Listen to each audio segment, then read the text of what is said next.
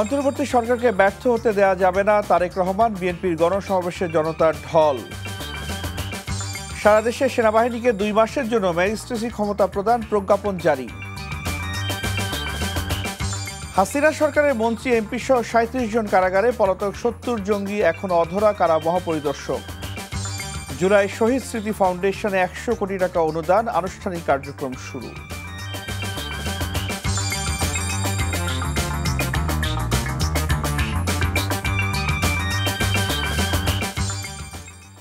আসসালামু আলাইকুম। রাইসুল হক চৌধুরী স্বাগত জানাচ্ছি এনটিভির রাতের খবরে। ক্রাউন সিমেন্ট শিরোনাম দেখছিলেন, এবার পুরো খবর।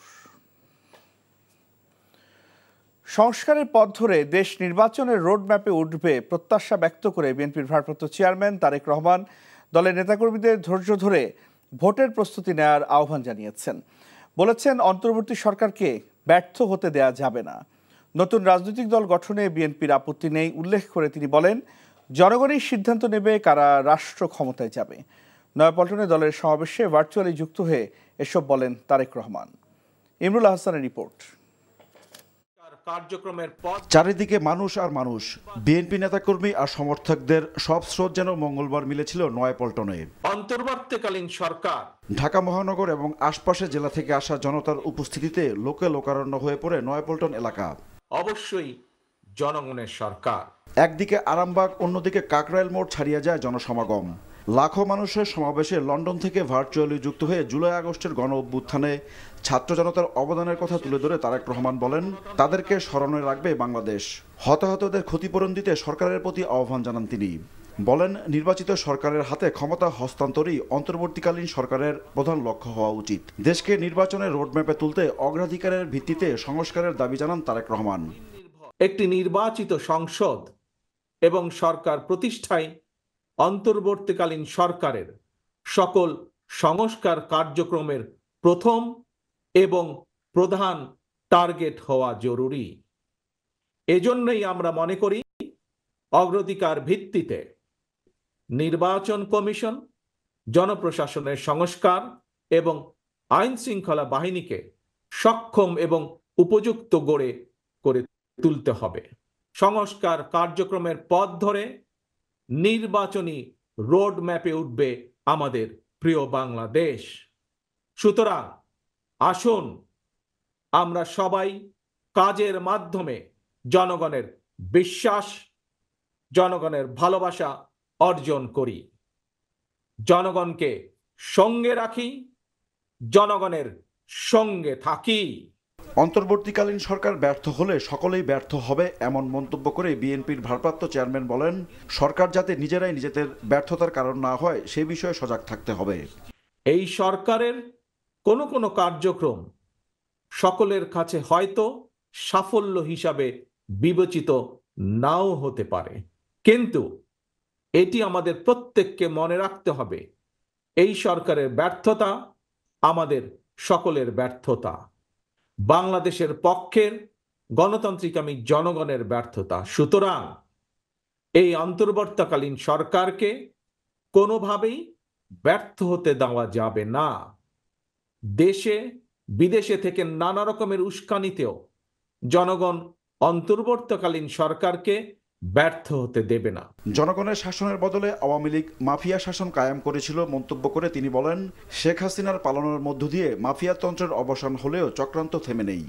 মাফিয়া চক্রের বেনিফিশিয়ারি অপশক্তি প্রশাসনের ভেতরে থেকে কিংবা রাজনীতির ছদ্মবরণে অন্তর্বর্তীকালীন সরকারকে চ্যালেঞ্জ ছুড়ে দেওয়ার অপচেষ্টা কিন্তু অব্যাহত রেখেছে।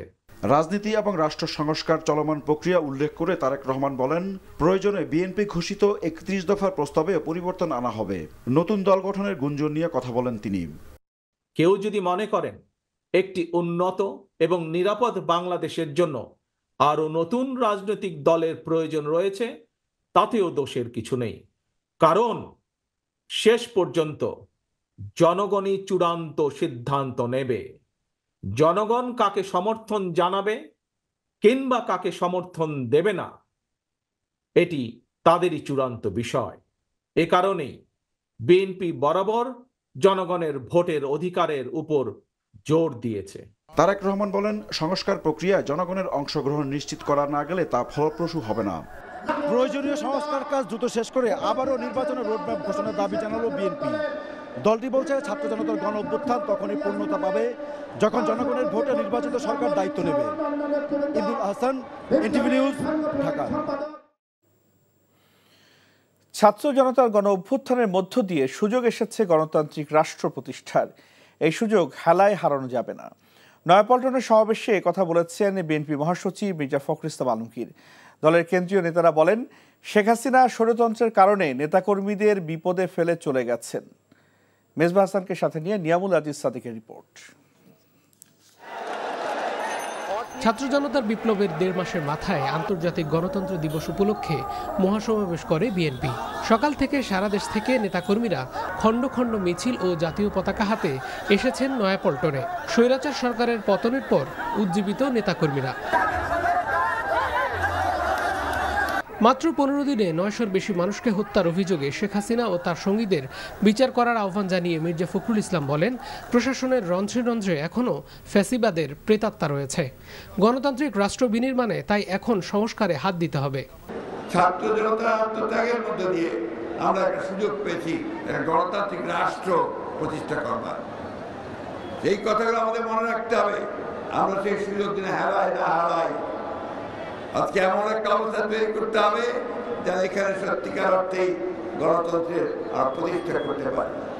সেই জন্যে এই গণতন্ত্রকে যদি কেউ ধ্বংস করতে চায়, আবার বিপদে নিতে চায়, লুট করে নিতে চায়, সেখানে আপনারা অবশ্যই রুখে দেওয়া হবে। মহাসমাবেশে বিএনপির কেন্দ্রীয় নেতারা বলেন, শত কষ্ট ও অত্যাচার সহ্য করে বিএনপি চেয়ারপারসন বেগম খালেদা জিয়া দেশ না ছাড়লেও জনবিচ্ছিন্ন ও স্বৈরাচারী শেখ হাসিনা পালিয়েছেন।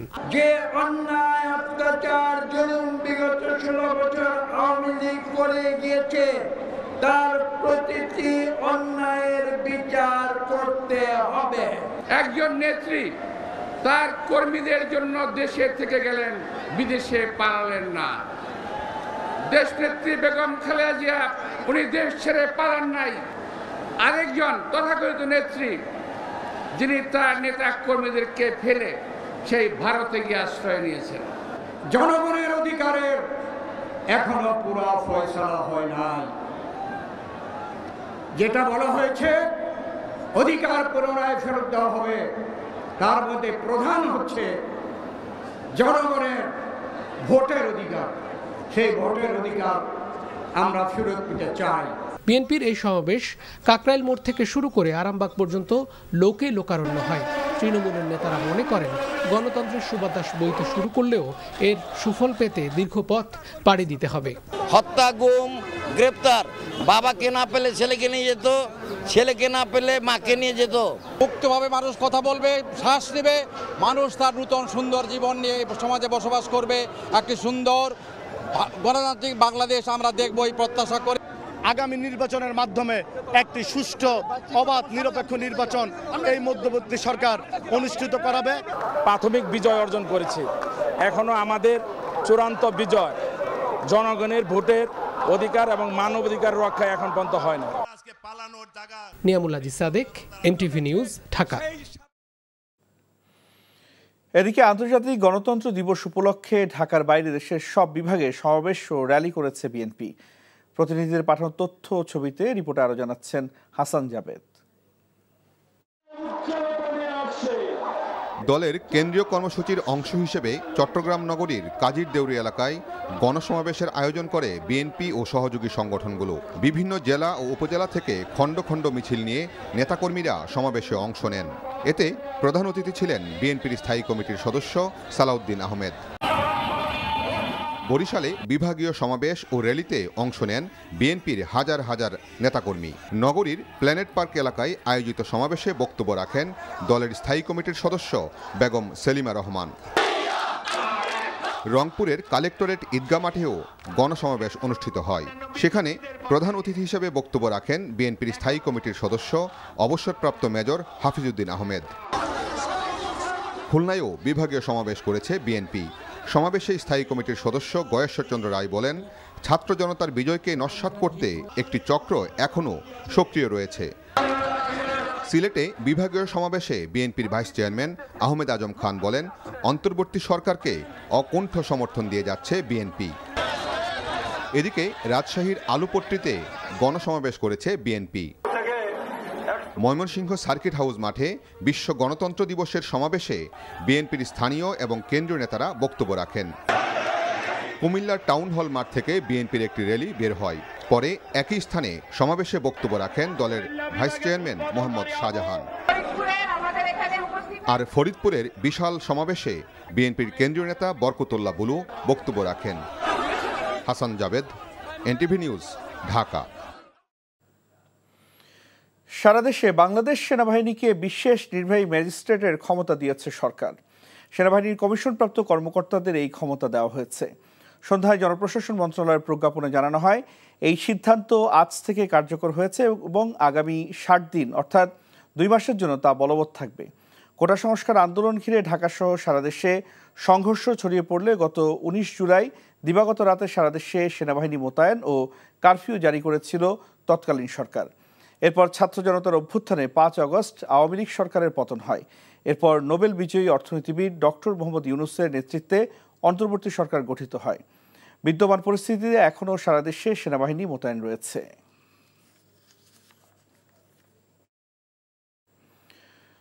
অন্তর্বর্তী সরকারের প্রধান উপদেষ্টা অধ্যাপক মোহাম্মদ ইউনূসের সঙ্গে সৌজন্য সাক্ষাৎ করেছেন বাংলাদেশের নিযুক্ত নেপালের রাষ্ট্রদূত ঘনশ্যাম ভান্ডারী। বিকেলে রাষ্ট্রীয় অতিথি ভবন যমুনায় অন্তর্বর্তী সরকারের নেতৃত্ব গ্রহণের জন্য প্রধান উপদেষ্টাকে অভিনন্দন জানান। বলেন, 2 দেশের মধ্যে অর্থনৈতিক সম্পৃক্ততা এখনও পরিমিত পর্যায়ে রয়েছে। নেপালের বিশাল জলবিদ্যুৎ সম্ভাবনার বিষয়ে প্রধান উপদেষ্টাকে অবহিত করেন রাষ্ট্রদূত এবং 2 দেশ শীঘ্রই বিদ্যুৎ বাণিজ্য শুরু করতে সক্ষম হবে বলে আশা প্রকাশ করেন। সার্ক ও বিমস্টেকের মাধ্যমে আঞ্চলিক সহযোগিতা জোরদার করার গুরুত্ব তুলে ধরেন তিনি।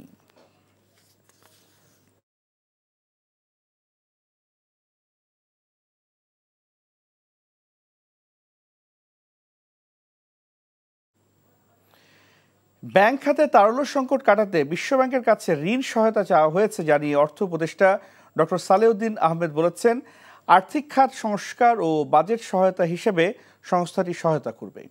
সকালে বিশ্বব্যাংকের দক্ষিণ এশীয় অঞ্চলের প্রতিনিধিদের সাথে বৈঠক শেষে এসব জানান তিনি। এদিকে বিকেলে অর্থ উপদেষ্টার সাথে বৈঠক শেষে ইসলামিক ডেভেলপমেন্ট ব্যাংক প্রতিনিধি জানান, আগামী 3 বছরে বিভিন্ন খাতে $4 থেকে $5 বিলিয়ন ঋণ দেওয়া হবে। রিপোর্ট করছেন রকুনউদ্দিন। মঙ্গলবার সকালে অর্থ উপদেষ্টার সাথে সৌজন্য সাক্ষাৎ করেন বিশ্বব্যাংকের দক্ষিণ এশীয় অঞ্চলের পরিচালকের নেতৃত্বে একটি প্রতিনিধি দল।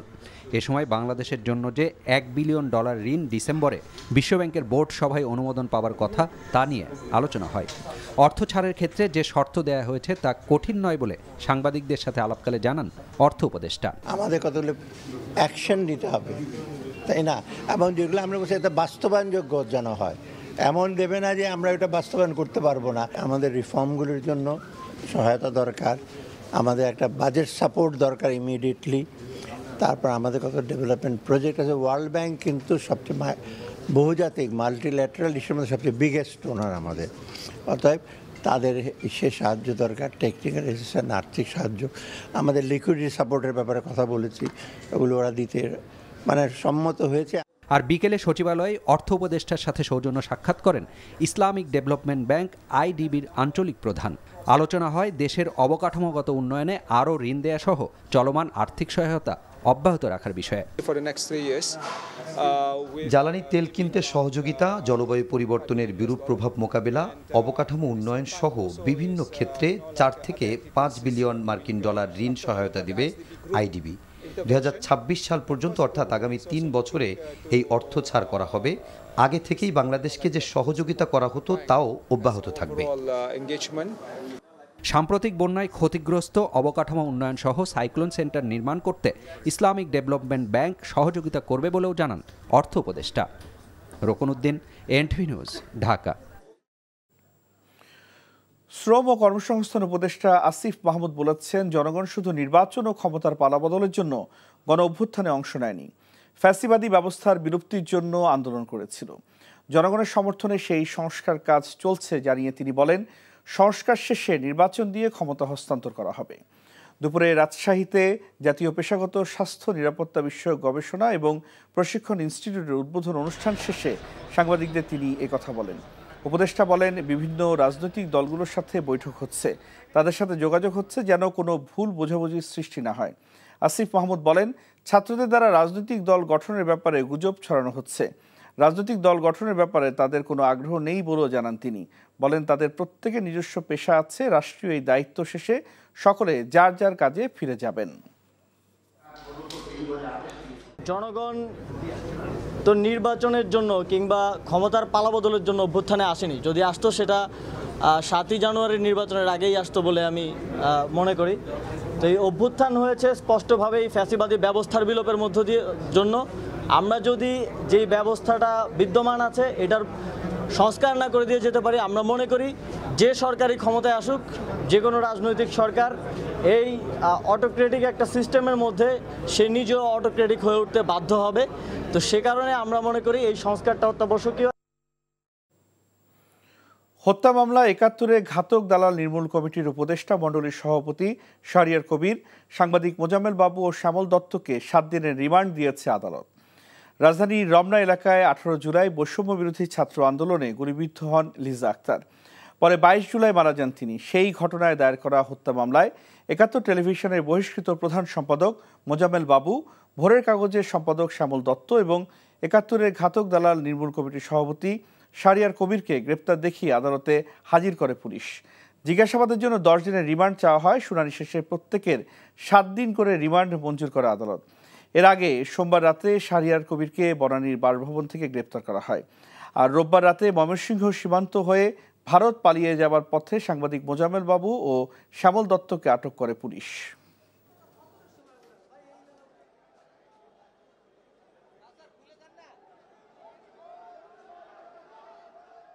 মোজাম্মেল হক বাবু এবং আরেকজন আলোচিত ব্যক্তি শাহরিয়ার কবির, এই দুজনকে বিজ্ঞ আদালতে রমনা থানা একটি হত্যা মামলায় আদালতে উপস্থাপিত করা হয়। কাদের কারণে এই হত্যা সংঘটিত হয়েছে, এই সব বিষয়গুলিকে আরও সামনে আনার জন্য, তদন্ত করার জন্য তদন্তকারী কর্মকর্তা 10 দিনের রিমান্ড প্রার্থনা করেন। ছাত্র জনতা আন্দোলনের সময় দেশের 5টি কারাগার থেকে পালিয়েছিলেন 2000 বন্দী, যাদের মধ্যে 1100 জন গ্রেপ্তার হয়েছে ও আত্মসমর্পণ করেছেন। আর এখনও পলাতক 900 জন, যাদের মধ্যে জঙ্গি 70 জন।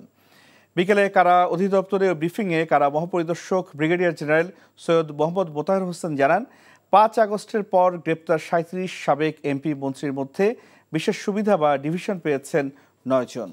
আবির আহমেদের রিপোর্ট।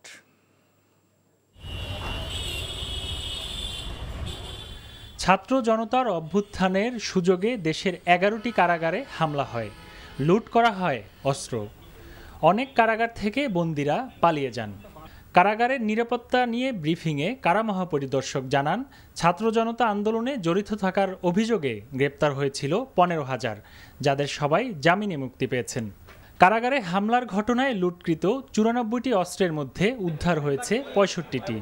আর ফ্যাসিস্ট শেখ হাসিনা সরকারের পদত্যাগের পর এ পর্যন্ত জামিনে মুক্তি পেয়েছেন শীর্ষ সন্ত্রাসী ও জঙ্গিসহ আলোচিত 43 জন। এরকম 43 জন বন্দী ইতিমধ্যে কারাগার থেকে জামিনে মুক্ত হয়েছে। বিচারাধীন কিছু বন্দী ছিল যারা নরসিংদীতে, তাদের মধ্যে কিছু বন্দী পালিয়ে গিয়েছিল এবং অনেকে ফেরত এসেছে। আমরা যদি বলি মিসিং জঙ্গি আছে অ্যারাউন্ড 70 2000-এর অধিক বন্দী পালায়ন করতে সক্ষম হয়েছিল এবং তার মধ্যে একটা বড় অংশ, অর্ধেকেরও বেশি ইতিমধ্যেই আইদার নিজের কিছু কিছু স্বেচ্ছায় আমাদের কারাগারে ফেরত এসেছেন, আবার অনেককে গ্রেপ্তার করা হয়েছে। বর্তমানে এটা চলমান। অন্তর্বর্তীকালীন সরকারের অধীনে সারা দেশে চলমান অভিযানে এ পর্যন্ত গ্রেপ্তার 37 জন বিশিষ্ট নাগরিককে কারাগারে পাঠিয়েছে আদালত। তাদের মধ্যে 9 জন বন্দী আবেদনের ভিত্তিতে ডিভিশন দেওয়া হয়েছে বলে জানান কারা মহাপরিদর্শক। ডিভিশনের ব্যাপারে যদি আপনাদের বলি, সরকারি গেজেটের অফিসার যারা আছেন ওনাদের জন্য আমাদের একটা সুনির্দিষ্ট বা একটা অর্ডার আছে এবং প্রেক্ষিতে ওনারা সরাসরি ডিভিশন যখন কারাগারে আসেন তখনই ডিভিশন পেয়ে যান। আর বাকি যারা বিশিষ্টজন, মন্ত্রী, এমপি থেকে শুরু করে যারা সমাজের, শুধু তাই না, যারা বিশিষ্ট ব্যক্তিবর্গ আছেন তাদের জন্য প্রসিডিউরটা হচ্ছে আমাদের, তারা আবেদন করবেন একটা প্রসিডিউর, অথবা একটা আদালত বলে দিবেন, তাহলে আমরা ওইটাকে এন্ডোর্স করব। প্রশ্নের জবাবে জানানো হয়, দুর্নীতি, মাদক ব্যবসা বা অন্য কোনো অপরাধের সাথে কারাগারের কর্মকর্তা কর্মচারীদের কেউ জড়িত হলে তদন্ত সাপেক্ষে ব্যবস্থা নেওয়া হবে। আবির আহমেদ, এনটিভি নিউজ, ঢাকা। ভারত সরকারের ইচ্ছাতেই শেখ হাসিনা সেখানে অবস্থান করছেন বলে মন্তব্য করেছেন পররাষ্ট্র উপদেষ্টা মোহাম্মদ তৌহিদ হোসেন। ৪৫ দিন পার হলেও শেখ হাসিনা কোন স্ট্যাটাসে ভারতে আছেন এমন প্রশ্নের জবাবে তিনি একথা বলেন। জানান, সবকিছু আইন মেনে হয় না। সরকারের পক্ষ থেকেও আনুষ্ঠানিকভাবে দিল্লির কাছে শেখ হাসিনার স্ট্যাটাস জানতে চাওয়া হয়নি। জাতিসংঘের ফ্যাক্ট ফাইন্ডিং দল এখনও কাজ শুরু করেনি জানিয়ে তিনি বলেন, সরকারের পক্ষ থেকে সব ধরনের সহযোগিতার আশ্বাস তাদের দেওয়া হয়েছে। এর আগে উপদেষ্টার সাথে ফ্যাক্ট ফাইন্ডিং প্রতিনিধি দল সৌজন্য সাক্ষাৎ করেন। অনেকেই তো মার্কিন যুক্তরাষ্ট্রে গিয়ে 2 বছর থেকে আসছে, তাদের কি 45 দিনের মধ্যে কি তাদের কাগজ সব শেষ হয়ে গেছিল? হয়নি। এখন ভারত সরকার তাকে আশ্রয় দিয়েছে, উনি ওখানে থাকছেন। আমাদেরকে এটা এইভাবেই দেখতে হবে, দিন ফোন না দিতে হয়েছে। আমি কোনো অফিসিয়াল তাদেরকে কিছু বলিনি। ফ্যাক্ট ফাইন্ডিং মিশন যেটা আসছে, তাদের তো কাজ শুরু করেনি এখন, তারা শুরু করবে সপ্তাহখানেক এখানে কাজ করবে। তারপরে তারা একটু আসলে পাবলিসিটি অ্যাভয়েড করতে চায়, কারণ তারা জিনিসটা কাজ শেষ করার আগে পর্যন্ত এটা নিয়ে তারা কোনো কিছু বলতে চায় না। ১০০ কোটি টাকা অনুদান নিয়ে আনুষ্ঠানিকভাবে কার্যক্রম শুরু করেছে জুলাই শহীদ স্মৃতি ফাউন্ডেশন। বিকেলে ফরেন সার্ভিস একাডেমিতে সংবাদ সম্মেলনে ফাউন্ডেশনের দপ্তর সম্পাদক ও তথ্য উপদেষ্টা মোহাম্মদ নাহিদ ইসলাম জানান, প্রধান উপদেষ্টার ত্রাণ তহবিল থেকে এই টাকা দেওয়া হয়েছে। ফাউন্ডেশন থেকে ছাত্র জনতা অভ্যুত্থানে শহীদ পরিবার এবং আহতদের সহায়তা দেওয়া হবে। দেশে ও দেশের বাইরে সবার কাছে ফাউন্ডেশনের সহায়তা করার জন্য আহ্বান জানানো হয়। বলা হয়, শহীদ ও আহতদের প্রাথমিক তালিকা করা হয়েছে। স্বাস্থ্য মন্ত্রণালয়ের কমিটির তথ্য অনুযায়ী প্রায় ৮০০ জন শহীদ এবং ২০,০০০-এর বেশি আহত হয়েছেন।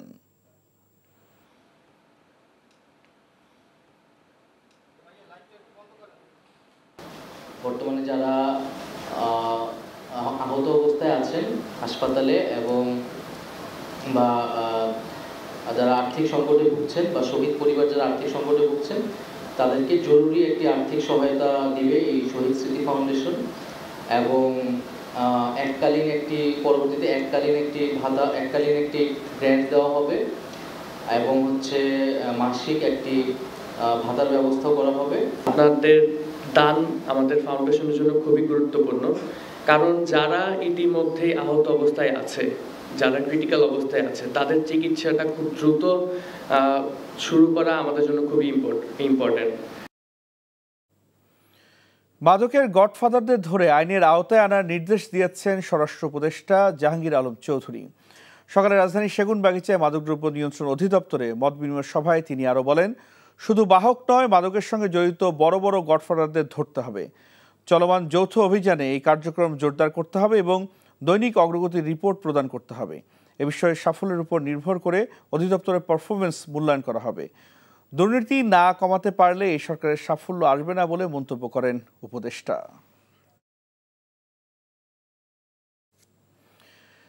মালয়েশিয়ায় কলিং ভিসা পুনরায় চালুর সিদ্ধান্ত নিয়েছে দেশটির সরকার। দেশটিতে প্ল্যান্টেশন সেক্টরে ম্যানুয়াল পদ্ধতিতে চাহিদাপত্র সত্যায়ন করার ঘোষণার মধ্যে দিয়ে বন্ধ থাকা কলিং ভিসা পুনরায় চালু করল। আজ বিজ্ঞপ্তিতে এমন তথ্য জানিয়েছে মালয়েশিয়াস্থ বাংলাদেশ হাইকমিশন। এতে বলা হয়, বিদেশি কর্মী নিয়োগের কোটা অনুমোদন করা শুরু হয়েছে। মালয়েশিয়ার কর্মী নিয়োগের চাহিদাপত্র সত্যায়নের জন্য তথ্যাদি বাংলাদেশ হাইকমিশনে জমা দেওয়ার অনুরোধ করা হয়। ডক্টর মোহাম্মদ ইউনুস অন্তর্বর্তী সরকারের দায়িত্ব গ্রহণের পর এমন সিদ্ধান্ত নিল মালয়েশিয়ার সরকার। সাম্প্রতিক বন্যায় সরকার হিসেবে ৭৪ জনের মৃত্যু হয়েছে এবং প্রায় ১৪,০০০ কোটি টাকার ক্ষয়ক্ষতি হয়েছে বলে জানিয়েছেন দুর্যোগ ব্যবস্থাপনা ও ত্রাণ উপদেষ্টা ফারুকী আজম। বিকেলে সচিবালয় ব্রিফিংয়ে এই কথা বলেন তিনি। এছাড়া টিএসসিতে তোলা ত্রাণের অর্থ ব্যাংকে রাখার বিষয়ে খোঁজ নেওয়া হবে বলেও জানান তিনি। সাম্প্রতিক বন্যার যে মাঠ পর্যায় থেকে ক্ষয়ক্ষতি নিরূপিত হয়ে যা অনুমিত ক্ষয়ক্ষতির বিবরণ আমাদের কাছে আসছে, এটা মোট ১৪,২৬৯ কোটি ৬৮,৩৩,৫২২ টাকা। ওইটার ব্যাপারে তো আমাদেরকে জানানো হয় নাই, যেহেতু আমরা তো জানি না। নিশ্চয়ই খবর নেব, এটা যেটা আপনি যখন প্রশ্ন করেছেন আমরা তো জানতে চাইবো যে এটা কোথায় জমা হয়েছে। ওজোন স্তরের মতো জলবায়ু পরিবর্তন মোকাবেলায় সচেতনতা বাড়ালেই দেশ সুজলা সুফলা হবে বলে মন্তব্য পরিবেশ, বন ও জলবায়ু উপদেষ্টা সৈয়দা রিজওয়ানা হাসানের। রাজধানী আগারগাঁয়ে পরিবেশ অধিদপ্তরে বিশ্ব ওজোন দিবসের আলোচনায় তিনি এমন মন্তব্য করেন। একই সঙ্গে তিনি জানান, জলবায়ু পরিবর্তনের কারণে মানব সভ্যতা হুমকির মধ্যে পড়ে গিয়েছে। আগের প্রজন্মের পরিবেশ নিয়ে অসচেতনতার কারণে এই প্রজন্ম এমন ক্ষতিকারক প্রভাব নিতে হচ্ছে। উপদেষ্টা বলেন, ওজোন স্তরের জন্য ক্ষতিকারক পদার্থ নির্গমন রোধে সচেতন থাকতে হবে। ব্যবহৃত যন্ত্রপাতির সঠিক রক্ষণাবেক্ষণ করলে পরিবেশ রক্ষা করা সম্ভব। উল্লেখ করে ওজোন স্তর রক্ষায় পরিবেশ বান্ধব প্রযুক্তির ফ্রিজ, এসি এবং নন সিএফসি ইনহেলার ব্যবহারের পরামর্শ দেন তিনি। আশুলিয়ার পোশাক শ্রমিকদের দুই পক্ষের সংঘর্ষে এক নারী শ্রমিক নিহত হয়েছে, আহত হয়েছে অন্তত 30 জন। প্রত্যক্ষদর্শীরা জানান, সকালে মাস্কট পোশাক কারখানায় শ্রমিকরা কাজে যোগ দিতে গিয়ে কারখানা বন্ধ থাকার নোটিশ দেখে ক্ষুব্ধ হয়। এ সময় মাস্কট পোশাক কারখানার শ্রমিকরা উত্তেজিত হয়ে পাশের সাউদার্ন গার্মেন্টস ও রেডিয়েন্স নামে দুটি পোশাক কারখানায় ইট পাটকেল ছোড়ে। এতে ত্রিমুখী সংঘর্ষের মাঝে পড়ে গুরুতর আহত হন রোকেয়া বেগম নামের এক শ্রমিক। আশঙ্কাজনক অবস্থায় তাকে স্থানীয়রা হাসপাতালে নিলে চিকিৎসক মৃত বলে ঘোষণা করেন। আহতদের মধ্যে 30 জনকে হাসপাতালে চিকিৎসা দেওয়া হয়। নিহত রোকেয়া মাস্কট গার্মেন্টসের সহকারী সেলাই মেশিন অপারেটর পদে ফিনিশিং শাখায় চাকরি করতেন। এই ঘটনার পর থমথমে পরিস্থিতি বিরাজ করছে গোটা শিল্প এলাকায়।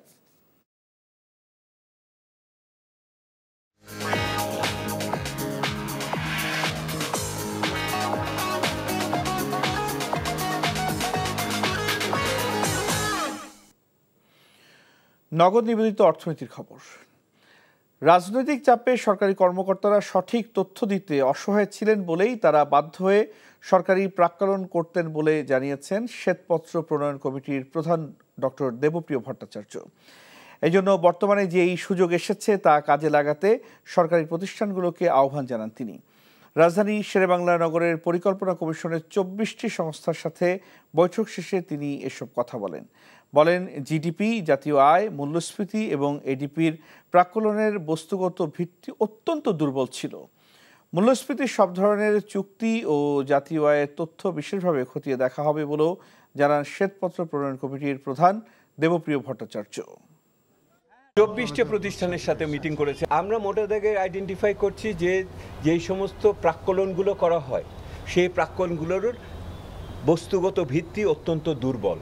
অনেক সময় যারা প্রাক্কলন তৈরি করেছেন তারা অসহায় বোধ করেছেন, ওই প্রাক্কলন দিতে বাধ্য হয়েছেন। এই কথাটা অনেক বড়ভাবে এসেছে। ঠিক বললাম কিনা?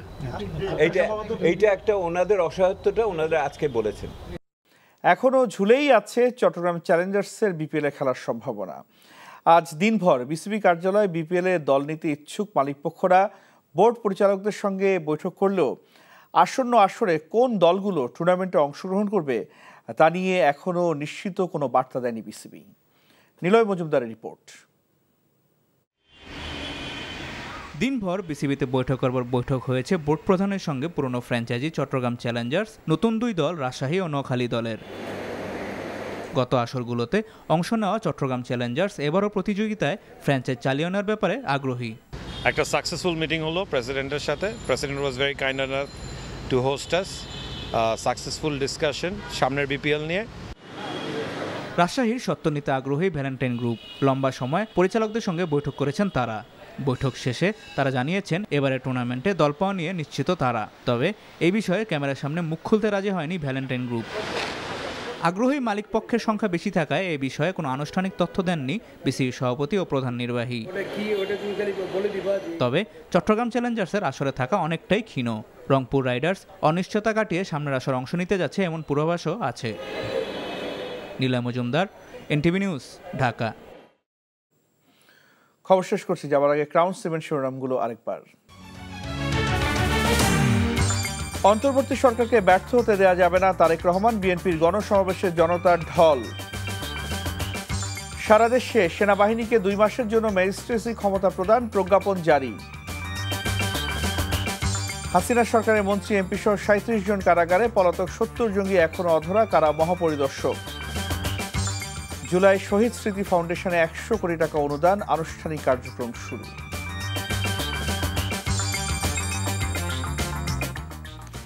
এই ছিল রাতের খবর। এই খবরের ভিডিও আপডেট জানতে ভিজিট করুন এনটিভি অনলাইন www.ntv.com। এছাড়াও এনটিভি জনপ্রিয় সব অনুষ্ঠান ও খবর আপডেট জানতে ভিজিট করুন আমাদের ইউটিউব ও ভেরিফাইড ফেসবুক পেজ। রাত 1টায় মধ্যরাতের খবর দেখার আমন্ত্রণ রইল। ধন্যবাদ সবাইকে, শুভরাত্রি।